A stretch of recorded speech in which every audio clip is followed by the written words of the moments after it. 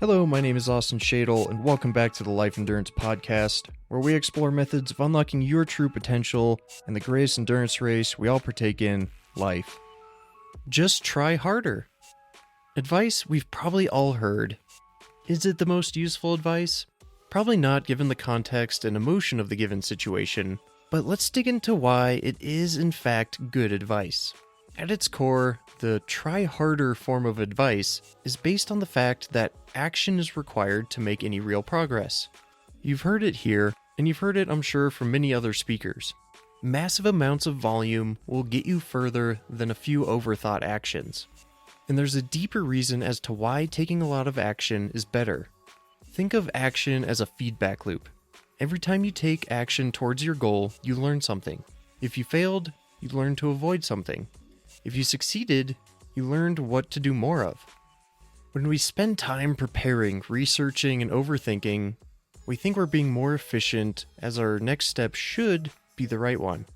But that still isn't a guarantee that our next step will be a home run. If you spent 3 days preparing for something and it didn't work, you're still at square one.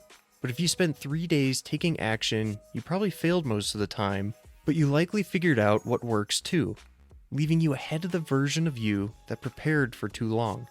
By taking action more often than deeply thinking about the action, we more reliably reach the home run result in the end. Yes, it takes more action, but overall it is faster. We force out the do's and don'ts instead of trying to find them ahead of time. The harder you try, the easier it gets. Here's the life endurance takeaway for today. Taking the action is hard. Even if you prepare heavily, you won't make the next step that much easier. So stop trying to make the first step easy. It's supposed to be hard. That resistance you feel isn't a sign to stop and think more. It's a sign to push harder. The magic of trying harder is that it breaks the friction keeping you still. The massive action that feels heavy today becomes the momentum that carries you tomorrow. Stop asking yourself, what is the best way to do this? And start asking, what is the fastest way I can fail at this? Go fail. Collect the data, adjust your form, and go again. The person who fails the fastest eventually wins the biggest.